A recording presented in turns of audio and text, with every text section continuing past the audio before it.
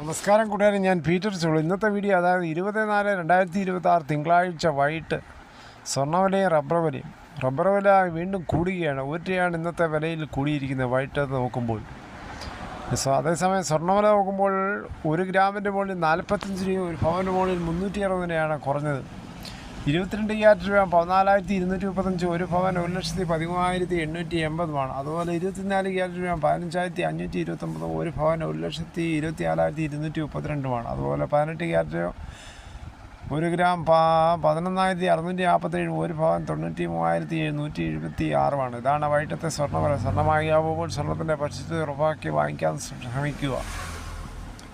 കടയിൽ പോയി സ്വർണം വാങ്ങിക്കുമ്പോൾ GST, പണിക്കൂലിയും ഹാൾമാർക്കിൻ്റെ ചാർജൊക്കെ കൊടുക്കേണ്ടി വരും. അന്നേരം ഇതിൽ നിന്നും കൂടും.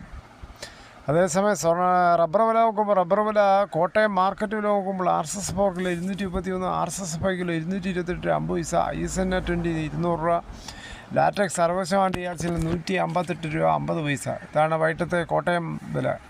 അതേസമയം കൊച്ചി വില നോക്കുമ്പോൾ RSS 4 കിലോ 231, RSS 5 കിലോ 228 രൂപ 50 പൈസ. ഇതാണ് വൈകിട്ടത്തെ കൊച്ചി വില. ഒട്ടുപാൽ നോക്കുമ്പോൾ 80% DRC ഉള്ള ഒട്ടുപാൽ കിലോ 149, 60% DRC ഉള്ള ഒട്ടുപാൽ കിലോ 111 രൂപ 75 പൈസ. അഗർത്തല വില നോക്കുമ്പോൾ RSS 4 കിലോ 222, RSS 5 കിലോ 219. വിദേശ വില നോക്കുമ്പോൾ ബാങ്കോക്ക് RSS 4 കിലോ 252 രൂപ 37 പൈസ, RSS 5 കിലോ 251 രൂപ 93 പൈസ. ഇതാണ് വൈകിട്ടത്തെ റബ്ബർ വില. പശ്ചിമേഷ്യൻ യുദ്ധസാഹചര്യത്തിൽ സ്വർണ്ണവില വീണ്ടും താഴ്ന്നിറങ്ങി. ഹോർമൂസ് വീണ്ടും മുടക്കി അമേരിക്കയും ഇറാനും. ഡോളർ കുതിച്ചു. എണ്ണവില മുന്നോട്ട് തന്നെ. ഇറാനെതിരെ US-ഉം ഇസ്രായേലും ഒരുമിച്ച് ആക്രമണം ഉണ്ടായാൽ വീണ്ടും എണ്ണവില ഉയരാനാണ് സാധ്യത. ഇത് ആഗോളതലത്തിൽ പണപ്പെരുപ്പം, പലിശഭാരം എന്നിവ കൂടാനുള്ള വഴിയൊരുക്കും. അതിന് വാക്കുപോര് തുടരുകയാണ്. വയനാട് ടൗൺഷിപ്പിൽ ഒരു വിള്ളലിനെ പറ്റി മാപ്പ് പറയണമെന്ന് AIYF. ചാണ്ടിയുമ്മനെ പോലെ ആശ്രിത നിയമനത്തിൽ MLA ആയ ആളല്ല K എന്നും അവർ പറയുകയുണ്ടായി. വളരെ തൊഴിലാളി വർഗത്തിൽ വളരെ കഠിനാധ്വാനം ചെയ്താണ് MLA ആയി മന്ത്രിയായത്.